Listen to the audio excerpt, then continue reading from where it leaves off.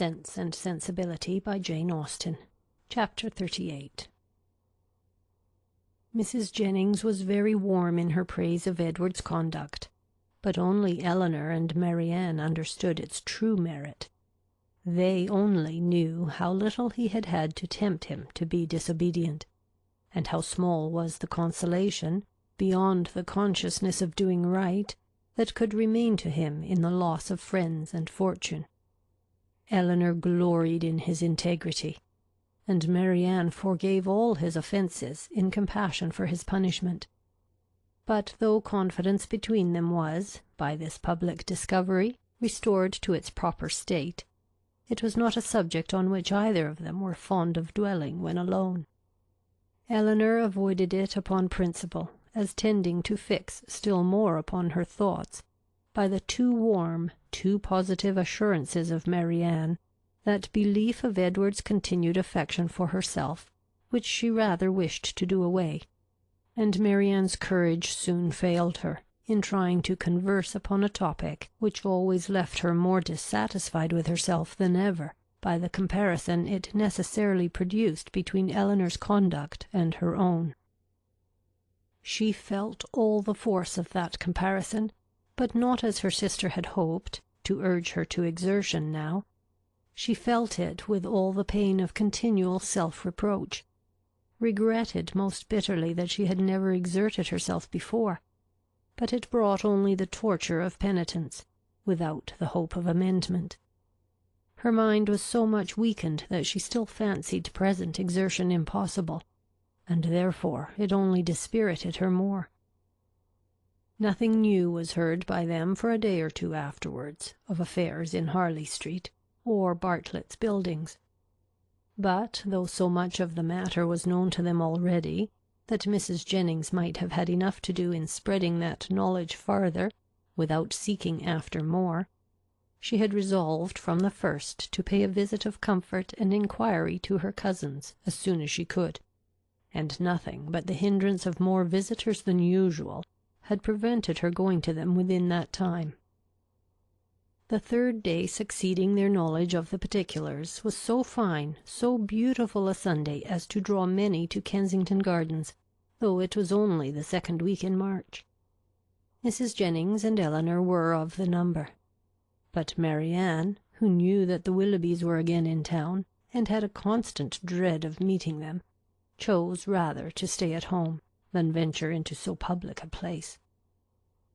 An intimate acquaintance of Mrs. Jennings joined them soon after they entered the gardens, and Elinor was not sorry that by her continuing with them, and engaging all Mrs. Jennings's conversation, she was herself left to quiet reflection.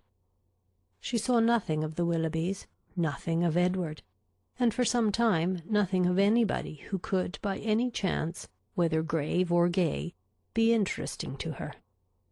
But at last she found herself with some surprise accosted by Miss Steele, who, though looking rather shy, expressed great satisfaction in meeting them, and on receiving encouragement from the particular kindness of Mrs. Jennings, left her own party for a short time to join theirs. Mrs. Jennings immediately whispered to Elinor, "Get it all out of her, my dear. She will tell you anything if you ask. You see, I cannot leave Mrs. Clark." It was lucky, however, for Mrs. Jennings's curiosity, and Elinor's too, that she would tell anything without being asked, for nothing would otherwise have been learnt. "I am so glad to meet you," said Miss Steele, taking her familiarly by the arm, "for I wanted to see you of all things in the world." And then, lowering her voice, "I suppose Mrs. Jennings has heard all about it. Is she angry?" "Not at all, I believe, with you." "That is a good thing. And Lady Middleton, is she angry?" "I cannot suppose it possible that she should be." "I am monstrous glad of it. Good gracious, I have had such a time of it. I never saw Lucy in such a rage in my life. She vowed at first she would never trim me up a new bonnet, nor do anything else for me again, so long as she lived, but now she is quite come to, and we are as good friends as ever. Look, she made me this bow to my hat, and put the feathers in last night. There now, you are going to laugh at me too. But why should not I wear pink ribbons? I do not care if it is the doctor's favourite colour. I am sure, for my part, I should never have known he did like it better than any other colour, if he had not happened to say so. My cousins have been so plaguing me. I declare sometimes I do not know which way to look before them." She had wandered away to a subject on which Elinor had nothing to say, and therefore soon judged it expedient to find her way back again to the first. "Well, but Miss Dashwood," speaking triumphantly, "people may say what they choose about Mr. Ferrars declaring he would not have Lucy, for it is no such thing, I can tell you, and it is quite a shame for such ill-natured reports to be spread abroad. Whatever Lucy might think about it herself, you know, it was no business of other people to set it down for certain." I never heard anything of the kind hinted at before, I assure you, said Elinor. "Oh, did you not? But it was said, I know very well, and by more than one. For Miss Goodby told Miss Sparks that nobody in their senses could expect Mr. Ferrars to give up a woman like Miss Morton, with £30,000 to her fortune, for Lucy Steele that had nothing at all, and I had it from Miss Sparks myself. And besides that, my cousin Richard said himself that when it came to the point he was afraid Mr. Ferrars would be off, and when Edward did not come near us for 3 days I could not tell what to think myself. And I believe in my heart Lucy gave it up all for lost, for we came away from your brother's Wednesday, and we saw nothing of him not all Thursday, Friday, and Saturday, and did not know what was become of him. Once Lucy thought to write to him, but then her spirit rose against that. However, this morning he came just as we came home from church, and then it all came out, how he had been sent for Wednesday to Harley Street, and had been talked to by his mother, and all of them, and how he had declared before them all that he loved nobody but Lucy, and nobody but Lucy would he have, and how he had been so worried by what passed that as soon as he had went away from his mother's house he had got upon his horse and ridden to the country, somewhere or other, and how he had stayed about at an inn all Thursday and Friday, on purpose to get the better of it. And after thinking it all over and over again, he said it seemed to him as if, now he had no fortune, and no nothing at all, it would be quite unkind to keep her on the engagement, because it must be for her loss, for he had nothing but £2,000, and no hope of anything else, and if he was to go into orders, as he had had some thoughts, he could get nothing but a curacy, and how was they to live upon that? He could not bear to think of her doing no better, and so he begged, if she had the least mind for it, to put an end to the matter directly, and leave him shift for himself. I heard him say all this as plain as could possibly be, and it was entirely for her sake and upon her account that he said a word about being off, and not upon his own. I will take my oath he never dropped a syllable of being tired of her, or of wishing to marry Miss Morton, or anything like it. But to be sure Lucy would not give ear to such kind of talking, so she told him directly, with a great deal about sweet and love, you know, and all that. Oh, la, one can't repeat such kind of things, you know. She told him directly she had not the least mind in the world to be off, for she could live with him upon a trifle, and how little ever so he might have, she should be very glad to have it all, you know, or something of the kind. So then he was monstrous happy, and talked on some time about what they should do, and they agreed he should take orders directly, and they must wait to be married till he got a living. And just then I could not hear any more, for my cousin called from below to tell me Mrs. Richardson was come in her coach, and would take one of us to Kensington Gardens, so I was forced to go into the room and interrupt them, to ask Lucy if she would like to go. But she did not care to leave Edward, so I just run upstairs, and put on a pair of silk stockings, and came off with the Richardsons. I do not understand what you mean by interrupting them, said Elinor. You were all in the same room together, were not you? No, indeed, not us. La, Miss Dashwood, do you think people make love when anybody else is by? Oh, for shame! To be sure, you must know better than that. Laughing affectedly. No, no, they were shut up in the drawing-room together, and all I heard was only by listening at the door. How? cried Elinor. Have you been repeating to me what you only learnt yourself by listening at the door? I am sorry I did not know it before, for I certainly would not have suffered you to give me particulars of a conversation which you ought not to have known yourself. How could you behave so unfairly by your sister? Oh, la, there is nothing in that.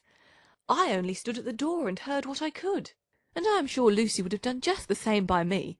For a year or two back, when Martha Sharp and I had so many secrets together, she never made any bones of hiding in a closet or behind a chimney-board on purpose to hear what we said.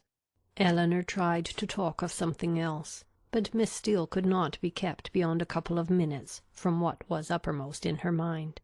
"Edward talks of going to Oxford soon," said she. "but now he is lodging at No. Pall Mall. What an ill-natured woman his mother is, an't she? And your brother and sister were not very kind. However, I shan't say anything against them to you. And to be sure they did send us home in their own chariot, which was more than I looked for. And for my part, I was all in a fright for fear your sister should ask us for the huswife she had given us a day or two before. But, however, nothing was said about them, and I took care to keep mine out of sight. Edward have got some business at Oxford, he says, so he must go there for a time, and after that, as soon as he can light upon a bishop, he will be ordained. I wonder what curacy he will get. Good gracious!" giggling as she spoke. "I'd lay my life I know what my cousins will say, when they hear of it. They will tell me I should write to the doctor to get Edward the curacy of his new living. I know they will, but I am sure I would not do such a thing for all the world. La, I shall say directly, I wonder how you could think of such a thing. I write to the doctor, indeed!" "Well," said Elinor, "it is a comfort to be prepared against the worst. You have got your answer ready." Miss Steele was going to reply on the same subject, but the approach of her own party made another more necessary. "Oh, la! Here come the Richardsons. I had a vast deal more to say to you, but I must not stay away from them, not any longer.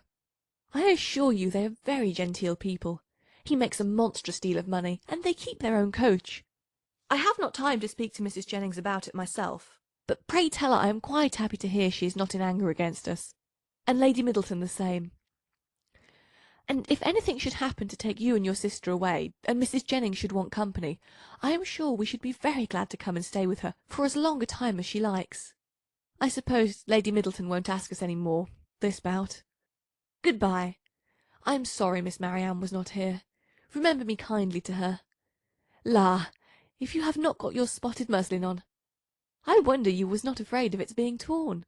Such was her parting concern, for after this she had time only to pay her farewell compliments to Mrs. Jennings before her company was claimed by Mrs. Richardson, and Elinor was left in possession of knowledge which might feed her powers of reflection some time, though she had learnt very little more than what had been already foreseen and foreplanned in her own mind. Edward's marriage with Lucy was as firmly determined on, and the time of its taking place remained as absolutely uncertain as she had concluded it would be. Everything depended, exactly after her expectation, on his getting that preferment, of which, at present, there seemed not the smallest chance. As soon as they returned to the carriage, Mrs. Jennings was eager for information. But as Elinor wished to spread as little as possible intelligence that had in the first place been so unfairly obtained, she confined herself to the brief repetition of such simple particulars as she felt assured that Lucy, for the sake of her own consequence, would choose to have known. The continuance of their engagement, and the means that were able to be taken for promoting its end, was all her communication, and this produced from Mrs. Jennings the following natural remark. Wait for his having a living? Aye, we all know how that will end. They will wait a 12-month, and finding no good comes of it, will set down upon a curacy of £50 a year, with the interest of his £2,000, and what little matter Mr. Steele and Mr. Pratt can give her. Then they will have a child every year, and Lord help 'em, how poor they will be. I must see what I can give them towards furnishing their house. 2 maids and 2 men indeed, as I talked of the other day. No, they must get a stout girl of all works. Betty's sister would never do for them now. The next morning brought Elinor a letter by the 2-penny post from Lucy herself. It was as follows. Bartlett's Building, March. I hope my dear Miss Dashwood will excuse the liberty I take of writing to her, but I know your friendship for me will make you pleased to hear such a good account of myself and my dear Edward, after all the troubles we have went through lately, therefore will make no more apologies, but proceed to say that, thank God, though we have suffered dreadfully, we are both quite well now, and as happy as we must always be in one another's love. We have had great trials and great persecutions, but however at the same time gratefully acknowledge many friends, yourself not the least among them, whose great kindness I shall always thankfully remember, as will Edward too, who I have told of it. I am sure you will be happy to hear, as likewise dear Mrs. Jennings. I spent 2 happy hours with him yesterday afternoon. He would not hear of our parting, though earnestly did I, as I thought my duty required, urge him to it for prudence sake, and would have parted for ever on the spot, would he consent to it. But he said it should never be. He did not regard his mother's anger, while he could have my affections. Our prospects are not very bright, to be sure, but we must wait and hope for the best. He will be ordained shortly, and should it ever be in your power to recommend him to anybody that has a living to bestow, am very sure you will not forget us, and dear Mrs. Jennings too. Trust she will speak a good word for us to Sir John, or Mr. Palmer, or any friend that may be able to assist us. Poor Anne was much to blame for what she did, but she did it for the best, so I say nothing. Hope Mrs. Jennings won't think it too much trouble to give us a call, should she come this way any morning. 'Twould be a great kindness, and my cousins would be proud to know her. My paper reminds me to conclude, and begging to be most gratefully and respectfully remembered to her, and to Sir John and Lady Middleton, and the dear children, when you chance to see them, and love to Miss Marianne, I am, etc.